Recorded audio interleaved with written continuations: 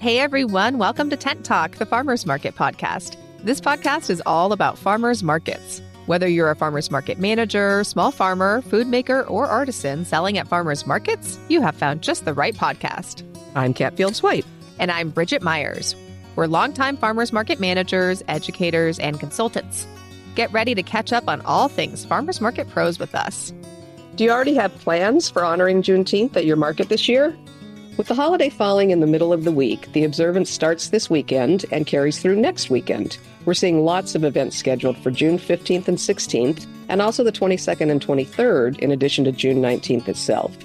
Everything the Sagdrina Brown Jalal shared with us when we talked about Juneteenth in 2023 is still valuable and insightful. She's been kind enough to join us today to provide an update for 2024 before we listen to this spotlight episode. Welcome, Sagdrina. Hi, Kat.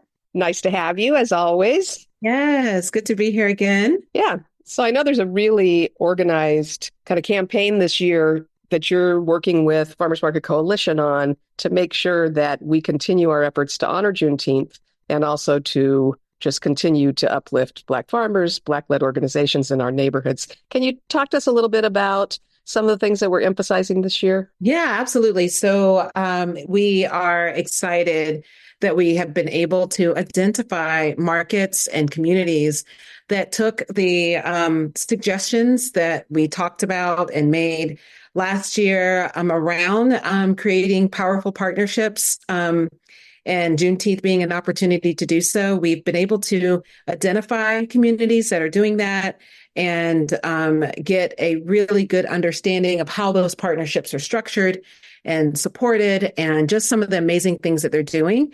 And so we are definitely seeing that even if markets and communities are not able, are not ready, right, to collaborate on events, that there's so much opportunity to elaborate on the ways that we are, working together to make communities stronger and using Juneteenth to do that. Yeah, and it's a nice touch point. So it's something that instead of just sort of bounding into your efforts and your campaigns without something to kind of touch base on and make people understand why right now, this minute is when you want to talk about this. I think Juneteenth works as sort of a motivating action plan. So I know that you talk a lot about local partnerships. How would people who are managing farmers markets want to look around for groups that maybe can take the lead on this? Yeah, I think that what we did actually in my community in Atlanta is we did a quick Juneteenth search on Google because, I wanted to make sure that I was clear on like what was happening.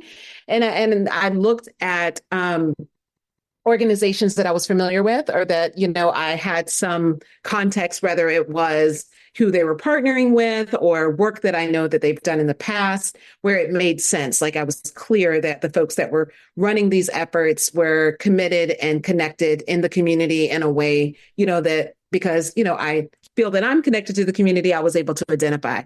And so once, I was able to kind of zoom in to an organization, then I was able to look at like their goals and their intentions for this particular event and to see ways that I could see markets in the area partnering. And as it turns out, this particular organization is hosting the event at a park where we have a farmers market on Saturday and the event's on a Saturday. It's a huge park, so it's very possible that those events could take place without even knowing that they were happening together. But now we have the opportunity to have the conversation around like, how can we drive awareness, for both of our missions, through our individual events, but also, create some collective action. So that to me is like a really good example of how just our intentionality around, how we're thinking about partnerships and what this opportunity for Juneteenth brings us, like how we kind of turn that into an opportunity for just amplification and collaboration on a very small level. Yeah, that makes so much sense. I mean, we actually, after listening to some of the calls that I've been on with you, for Farmers Market Coalition calls and things like that, suggesting that we kind of pair up with an organization in our community and plan to amplify it. We've done that ourselves for one of our big markets in San Diego. It turns out that there's a big festival just a few blocks from us on the same day as our market. We're planning to put up some signage and kind of bounce people back and forth. They're really focusing on Black entrepreneurs, but then they also, it's the San Diego Melon Kinfolk Fest. They also have a real health focus to their festival, which is a great thing for us to bounce off of. We can talk about take these healthy foods and learn how to use them and go over to Kinfolk Fest and check out the demos and things. Oh, that's wonderful. Yes, we also in Atlanta, we have another organization that is kicking off on Juneteenth, a Summer of Resistance. And that is really about a lot of the challenges we're having in Atlanta around Stop Cop City and the way that it disproportionately impacts, neighborhoods and communities in the Atlanta area. And it will run, between Juneteenth and then in August, we have Black Business Month is August. And so that is also like a really nice way that, we can think about Juneteenth and think about the summer and many opportunities. And the farmers market community, we also have Farmers Market Week, right? So how do we continue this conversation maybe throughout the summer and wrapping it up around Farmers Market Week, continuing, to kind of share information around those partnerships and those changes that we're making at our markets to be, more inclusive and create that space of belonging that we're all really excited to be a part of. That makes so much sense. And if we're starting now and we're continuing through August when we have Black Business Month and National Farmers Market Week overlapping, that's a perfect segue into the idea that remembering that Juneteenth should not be a day or Black History Month should not be a month. We should be doing this all year long. So maybe this is a good time while we're engaging in these activities to start thinking about a strategic plan and a social media calendar and things that will carry us through the year, uplifting our Black farmers and vendors and the organizations around us. Yes, absolutely. And I definitely want to remind everyone that we are not, to do this work alone. This is a collective effort.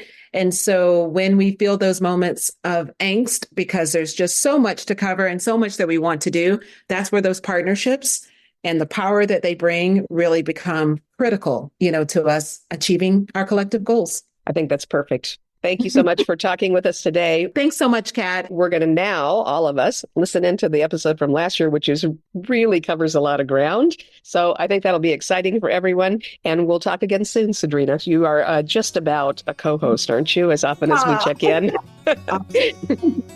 Today's episode of Tent Talk, the Farmers Market Podcast, is supported by the National Farmers Market Coalition, giving farmers markets a voice in public policy and strengthening farmers markets for the benefit of farmers, consumers, and communities.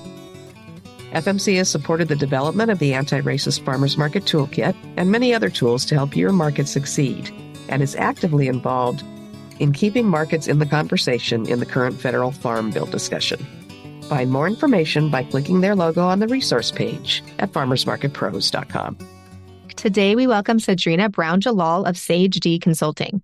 Sagdrina was the founding executive director of the Georgia Farmers Market Association and is the lead facilitator of the Anti-Racist Farmers Market Toolkit and related communities of practice. She has been a favorite presenter at Intense, the multinational farmers market conference, and at other major conferences and events for several years, and her impact is felt in markets large and small throughout the U.S. We're chatting today about appropriate ways for various types of farmers markets to acknowledge and honor Juneteenth this coming week and the history that makes that important. Well, welcome back to Tent Talk, Sagdrina. Hi, so glad to be with you guys. It is. It's going to be fun. We're going to start by just catching up with what you're doing, what you're up to currently. We know you're just back from the International Public Markets Conference in Toronto, as am I. Traveling gals. Yes. And what are you working on now? What is next for you? Yeah. So, with the toolkit has brought so much enthusiasm, around just how markets can increase their impact and be really significant parts of the community as it relates to creating spaces of belonging. And so that's been a lot of the work. We are honing in on some programmatic parts of the toolkit to help markets just kind of think through how to implement strategies that are suggested, and also supporting the leaders and the leadership of the organizations that run markets across the country, and thinking about how their organizational structure can support the changes that they're making. Awesome. For some of our listeners that may not be super familiar with the Anti-Racist Farmers Market Toolkit, can you just give a little bit of background on that, like why it's important and how it was developed? Absolutely. So, it's been, I guess, 3 years now that we've been working on it. Rachel Ward at the time was at Farmers Market Coalition, and she came to me. She knew that I was very passionate about markets first and foremost, and then also community and the opportunity for us to create a conversation and some action around anti-racism and anti-bias at markets, and specifically as it related to some of the experiences and challenges that we were seeing in the country around, just police brutality and the deaths of George Floyd in particular. Really kind of, I think, made many of us start to think about, how we could add action to our values. And so Farmers Market Coalition was able to secure funding to bring me on alongside my colleague Nedra Deadweiler to first and foremost to kind of envision what a toolkit, an anti-racist toolkit would be, and then to engage market leaders and farmers and growers around the conversation, Black folks who have been in the movement and know firsthand what the experiences are like across the country for both Black shoppers and Black farmers, and how we could work together to improve those experiences and to create just a deeper, more cohesive and sustainable community experience. So the Farmers Market Toolkit, the Anti-Racist Farmers Market Toolkit, came out of a year-long dialogue between myself and Nedra and 10 other market leaders and activists. And we came up with a set of guidelines and actual ways, strategies that markets can really challenge themselves to think about what we refer to as the 4 M's, their mission, their management, the way that they measure, or, the metrics for their market. And then, of course, the marketing itself. And so we divided the toolkit into those 4 areas, and each of those 4 areas come with ways to think about the work and how to actually do the work. We then started socializing the toolkit at the beginning of 2021 at the Intense conference and a couple of other in-person opportunities and virtual opportunities.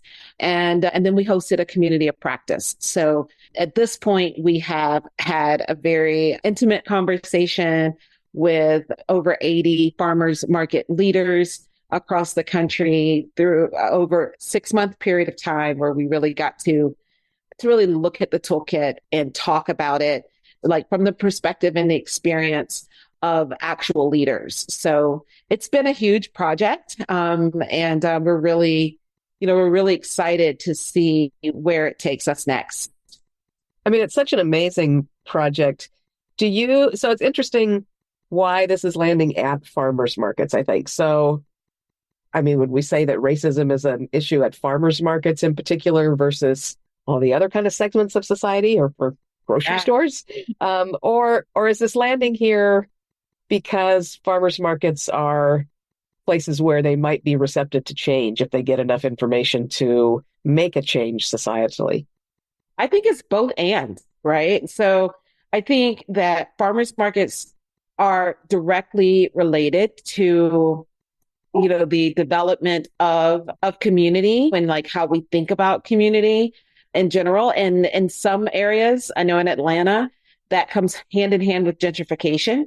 And so what ends up happening at farmers markets is that, people start to feel, the legacy residents that have been in their communities for long periods of time start to feel that their community is turning into something that they don't recognize and that they no longer feel welcome in. And so I think farmers markets can sometimes get caught up in that. I don't think it's by design, of course, but it is one of those things that just happens. And then on the other side of it, we also saw this throughout the pandemic, that farmers and farmers markets, like, they're innovators, managers are innovators. And so that positioning piece that you spoke about, I mean, I think absolutely the farmers market industry was able to really respond to the nation's crisis and the pandemic and make some shifts and pivot. And in the same way, I think we're positioned to make some shifts and pivot with the Anti-Racist Farmers Market Toolkit. Yeah, absolutely. I mean, we were going to ask you what are the most basic things that managers and participants can do to make markets more welcoming to Black people. That's probably, a 3-hour answer, but are there some kind of highlights that they can really be watching for? Yeah, I think for me, it's like having that being willing to enter into conversation, right, with other organizations or individuals, organizers in the community. I think that's where it starts, is just getting a pulse on what's needed and how markets might be able to respond to it. And I know that does not feel like a hyper, like, immediately responsive thing that folks can do, but I think it's the most important thing.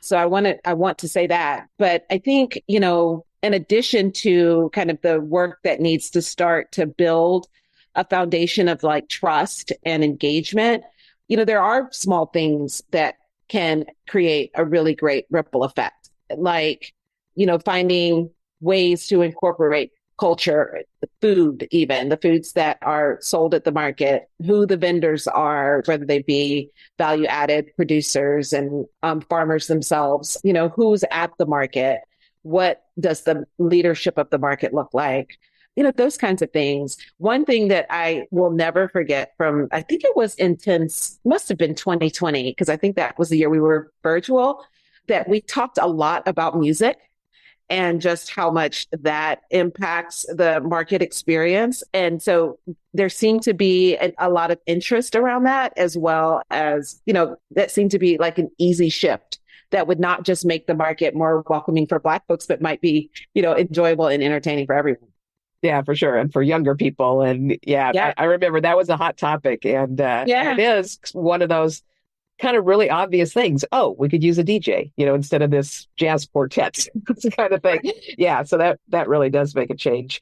So, I mean, one of the reasons I think that this has been so important around farmers markets is that Black farmers in this country have just been so deliberately and vastly disadvantaged and oppressed historically and right up to the present day. And I wonder, before we get into talking about Juneteenth, if you could just give us a little of background from your perspective on the ways that America has worked against Black farmers and continues to, things like the Pigford case and things that kind of tune in our listeners to why it's so important that as farmers market people, we try to lift Black farmers up. Yeah, absolutely. I think, I think about the time that I spent at Soulfire Farm, and the purpose of that time there was largely to kind of reconnect and reorient to the land.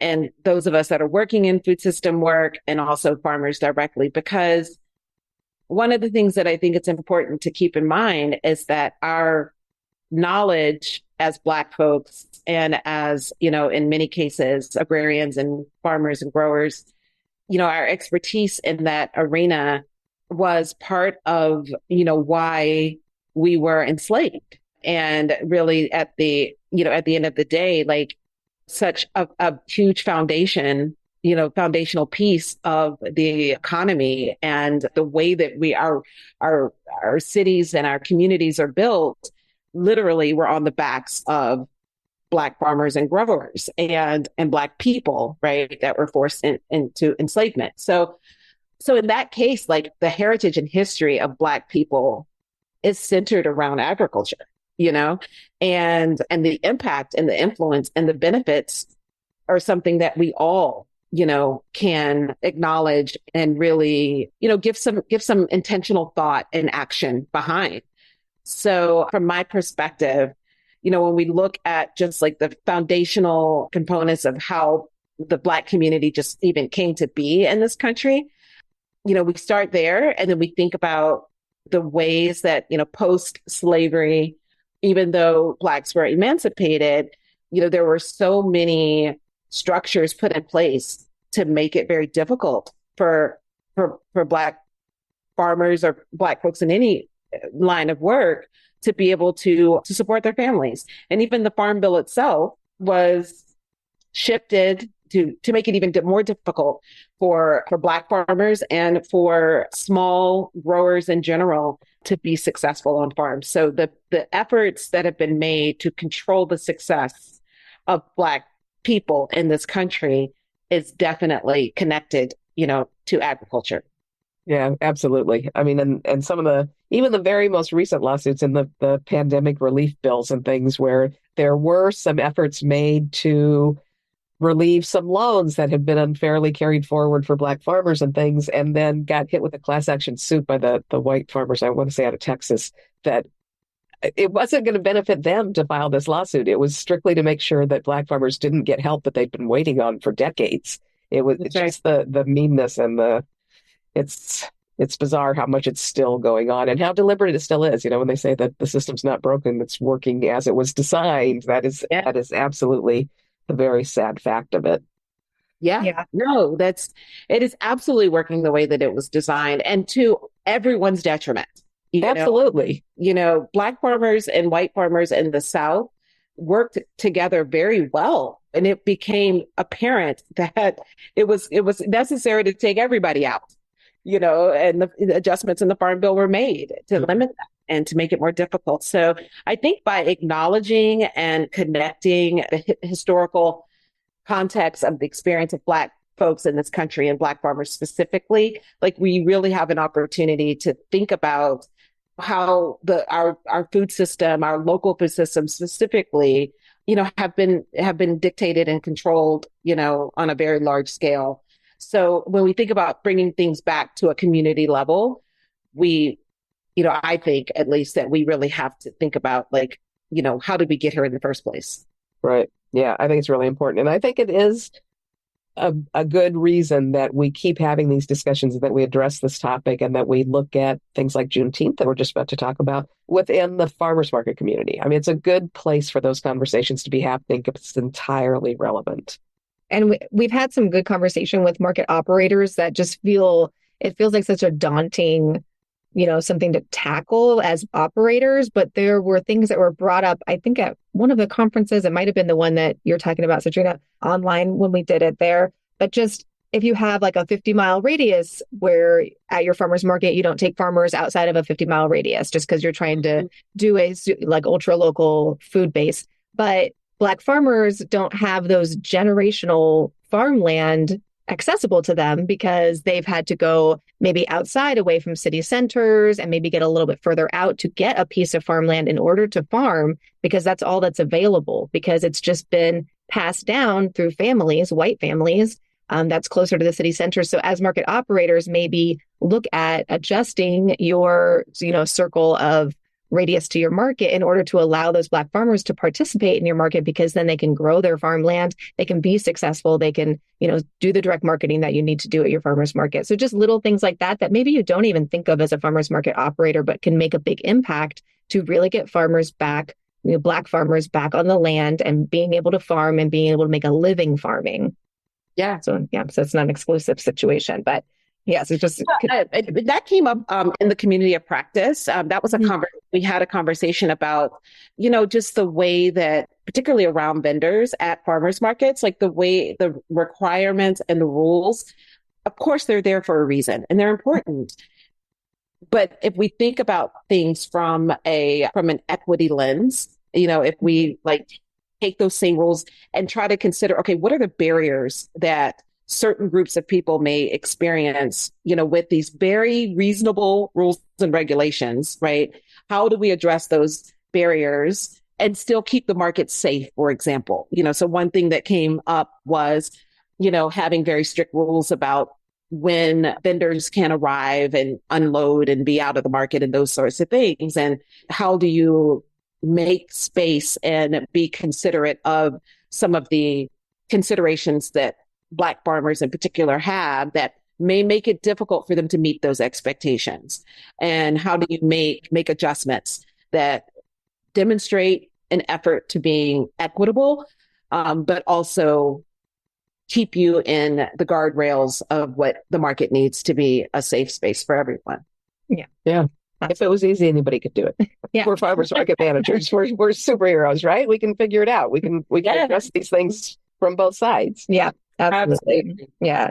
So we do want to talk about Juneteenth that's coming up, and we want to ask Sagdrina, if you can just share like a brief history of Juneteenth and how important it is that this is a holiday to Black Americans, including our farmers, vendors, and shoppers, and how we can celebrate that at the market. Yeah, absolutely. I think the first thing that I want to say is that we, along with the pandemic, along with I was talking about the Anti-Racist Farmers Market Toolkit, 2020 was a big year for awareness, when we were at home and, stuck in our homes for, as we were trying to think things through and how we would be able to emerge, people really started to think about, where do I need to put my energy? And I think that's when more people became aware that Juneteenth was even, a holiday or something to be considered. Unfortunately, that it has become highly commercialized. And we are, now faced with something that's very sacred being oversold, so to speak. And so I just want to acknowledge that there is some inherent, I think, confusion and very reasonable hesitation to throw your hat into that particular arena, because when we talk about anti-racist efforts, a lot of it is also not creating more harm or causing more trauma. Yeah, one of our questions was, this is a holiday that until really recently, most white people didn't even realize existed. And so what's shifted? Why is it important that not just Black Americans, but white people are aware of this holiday now? And what's the importance of it to the general populace? Yeah, I think it became important during the George Floyd, the murder, because it was one of the things that pointed back to the historical context, right, of what does it mean to oppress people in the ultimate way. But with Juneteenth, the story is that Juneteenth was started in Texas because there was a 2-year gap, between when the emancipation of Black folks took place and when those folks in Texas were actually freed. They didn't know they were free. And so, the focus on Juneteenth and it being celebratory is a little weird, when you consider the fact that this is not something, it is something to be aware of. It is something to maybe hold very sacred. I would liken it to, we just celebrated Memorial Day. It's an opportunity for us to reflect and consider our position in this world and how the history that we're examining, how does it influence the way that we live now and the decisions that we make? And I think that farmers markets, again, like we're talking about in terms of being agents of change, I think there's a tremendous opportunity for markets to provide that same level of reverence for awareness around Juneteenth. Yeah, so maybe in terms of using our words correctly, we shouldn't be saying celebrate Juneteenth exactly as much as honor or recognize or, more of that kind of word rather than, it's not happy Juneteenth exactly. It's something different, especially for those of us who are not Black. So to get really specific for our listeners that might have good intentions, but not quite know where to go with this, or to maybe head off them doing something that would not exactly be appropriate. How do we recognize and honor that holiday at our markets without centering ourselves? Yeah. So I think a couple of things, like farmers markets typically have great audiences and committed followings. And I think leveraging that space for to share information, I think is something that we all can do, right? So using social media, newsletters, whatever types of ways that you reach customers and those that support the market, like setting aside some time and space to draw attention to the current challenges that in this case for farmers markets that Black farmers are experiencing, right? Encouraging markets to be intentional about supporting Black farmers at the market, maybe even incentivizing, engagement with markets, with farmers at the market. So these are things that I'm talking to Atlanta markets about specifically, and telling the story, telling the story of the actual growers, the Black growers at your market, if you have them, or telling the story about, the reality of like the market and being honest and transparent about the market not being able to secure Black growers. What is that, and how can we address that as a community? Well, I think we could extend this to our Black food makers, whether you call them value added or grocery vendors, or depending on where you are in the country. But we have in our area in San Diego, where we run markets, very few Black farmers in the entire county. I want to say you could count them on one hand and have fingers left over. We've got a lot of Hispanic growers. We don't have a lot of Black growers here. But what we do have, and we've been able to foster over the last few years, is a fair amount of Black vendors who are non-farm vendors, who are food makers, who are making other kind of products that are available in our markets. And they also face challenges, maybe not as large and systemic as the Black farmer has over the years, but certainly Black entrepreneurs have found it more difficult to get loans and found it more difficult to find welcoming places to do the work, whether it's commercial kitchens or other facilities that they need. And so I think it's an opportunity too to bring any of your Black vendors to the forefront, which of course you should be continuing to work to incubate those vendors as well as to bringing more Black farmers into your market. Yeah, I think so. And I think another consideration is our shoppers, and I mean, I know that there are communities that really just, don't have Black, large Black population, large Black population. But I think, being intentional about those community partnerships, that can engage shoppers and, just get an understanding of what would be valuable to Black folks at the farmers market, I think could be really, interesting. But again, I think, just really a lens towards equity is important under these circumstances. What is going to work and be substantial for a Black person or a Black farmer in particular that's been oppressed may not look like your standard opportunity for vendors in general. So it may need and require a more customized approach, more conversation, more communication to get at the heart of why there are access issues. Yeah, maybe profiles, using your newsletter and your social media to do some profiles of some of your Black vendors, for instance, to bring up the point that when you come to shop there, you are going to see people that look like you is a way. And then I guess that gets back to trying to find that line between recognition and exploitation. Do we offer recipes around Juneteenth the way we do some of the other commonly promoted holidays? How do we use it as a sales tool to benefit Black farmers and food makers? And I think we've just talked about that a little bit with profiles and things, but are there specific things that we can do that are appropriate and that will benefit our farmers and food makers and shoppers without getting into exploiting what is a solemn holiday?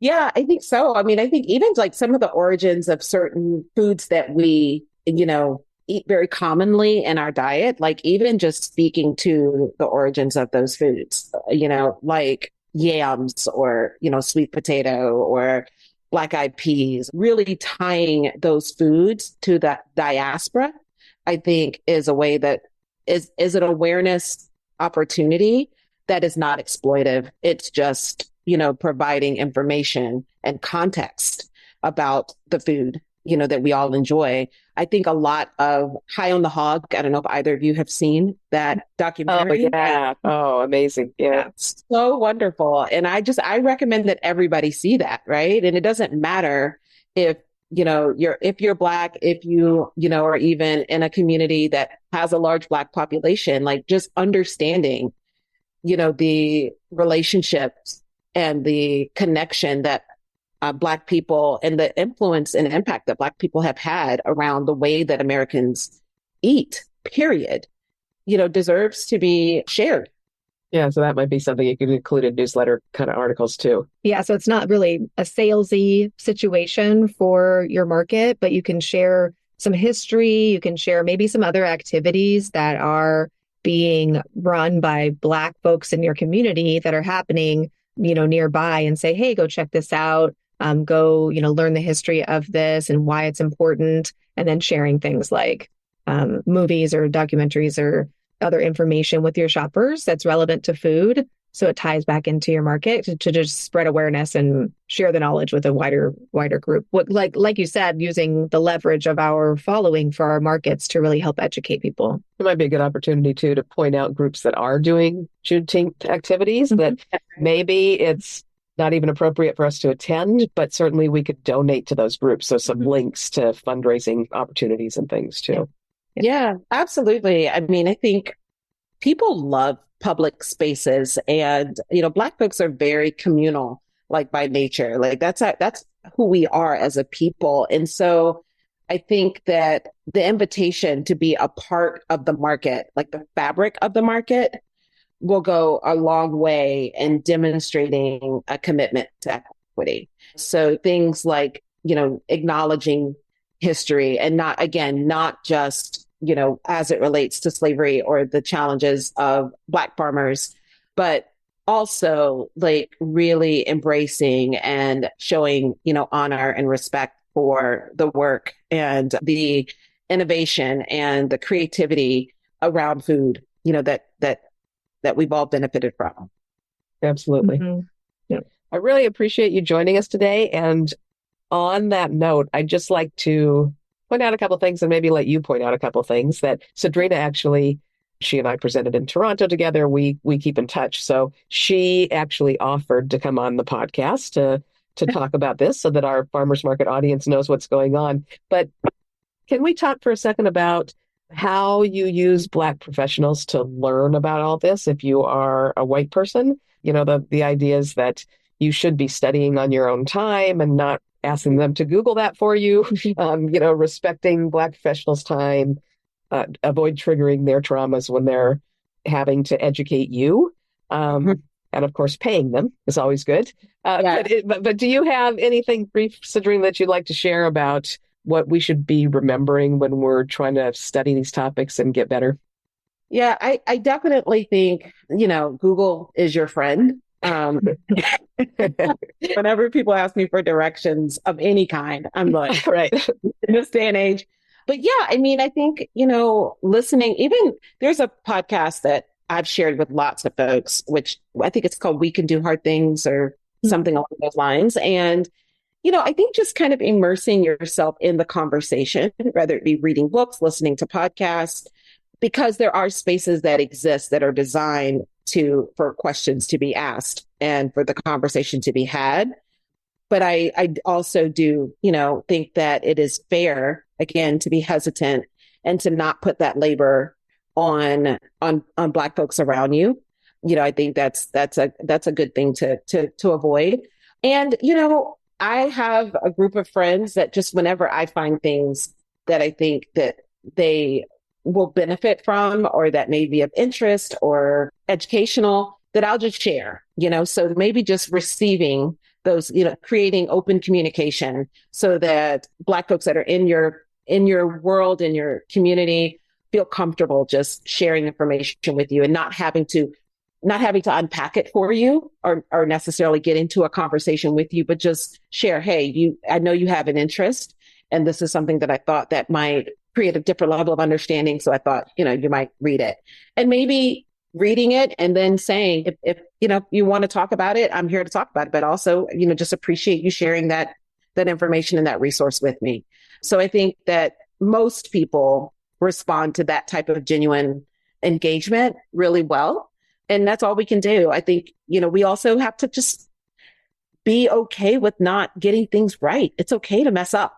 It's okay to say something or do something that doesn't quite hit the target, and regroup and do better. We're all trying to do better. We're all in different stages of our liberation. And as long as we can keep that in mind, I think we can, continue to build in community together.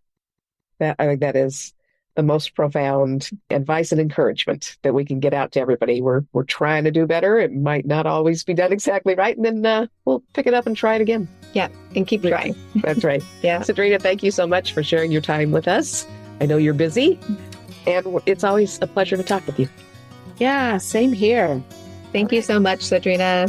Thank you for having me. Talk soon. Bye-bye. Thanks for listening today, and big thanks to our sponsor, the Farmers Market Coalition, giving farmers markets a voice in public policy and strengthening farmers markets for the benefit of us all. Find more information by clicking their logo on the resource page at farmersmarketpros.com. Thanks for listening to Tent Talk today. Please leave us a review on your podcast app or wherever you listen to Tent Talk. Let us and others know how you're enjoying the podcast. Be sure to subscribe so you don't miss the next episode of Tent Talk. Connect with fellow farmers market folks in our private Facebook group, the Farmers Market Pros Community, and follow us on Instagram at Farmers Market Pros. Find online education and other resources at farmersmarketpros.com. Tent Talk is brought to you by Farmers Market Pros, where passion meets profit. Tent Talk is hosted by Kat Fields White and Bridget Myers and produced by Leandra Hayes, with original music by David Mead. Tune in next week for another great episode.